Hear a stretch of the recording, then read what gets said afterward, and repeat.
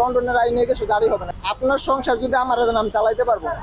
উনি সারা বছর ছিল লন্ডন, উনি কিন্তু লন্ডনের আইন জারি করতে চাইতেছে, কিন্তু লন্ডনের আইন এই দেশে জারি হবে না, কারণ এই দেশের জনসংখ্যা অনেক বেশি, গাড়ি ঘোড়া অনেক বেশি।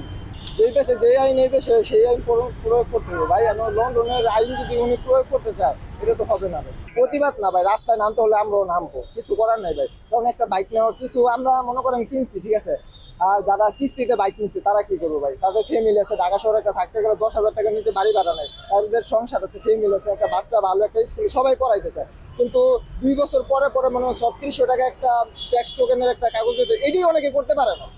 অনেকে রাস্তাঘাটে দেখবেন কাগজের মেয়াদ নাই, করতে পারে না, তার ফ্যামিলি নিয়ে টানাটানি।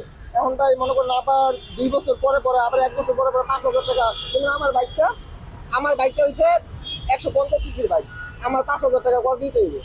5,000 টাকা আমি একটা স্টুডেন্ট মানুষ, যদি আমি 5,000 টাকা করে দিই, আমার 2 বছর পর আমার গাড়ির কাগজ করতে আরো 5,000 টাকা লাগে। ড্রাইভিং লাইসেন্স করতে আমার 10,000 টাকা লাগছে। তারপর আমি 10 বছরের জন্য যদি গাড়ির কাগজ করে আমার লাগে 25,000 টাকা।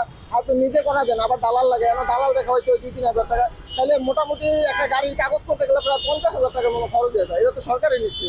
একটা কথা বলছি, যদি তাদের যে আম্মা আমাদের দেশনেত্রী খালেদা জিয়া যদি দেশে থাকতো, তাহলে উনি দেশের হাব ভাব সম্বন্ধে ভালো বুঝতো। যিনি 17 বছর চালায় গেছে দেশটা, উনি কিন্তু আরো 5 বছর সুন্দরভাবে চালাইতে পারতো। আর এখন উনি হঠাৎ করে আসছে, উনি কিন্তু এই দেশ থেকে লন্ডনে বড় হয়েছে, দূর থেকে বড় হয়েছে না লন্ডনে, উনি লন্ডনে থেকে বড় হয়ে দেশের ভাই কি বুঝবে এখন? যদি ওনার আম্মা থাকতো তাহলে দেশ সম্বন্ধে একটা ধারণা ছিল, তার দেশ দেখছে, দেশ সম্বন্ধে তার একটা ধারণা ছিল, কিন্তু উনি তো দেশে নতুন আসছে, ওনারা যা বুঝাইতেছে তাই বুঝতেছে, নেতা কর্মীরা।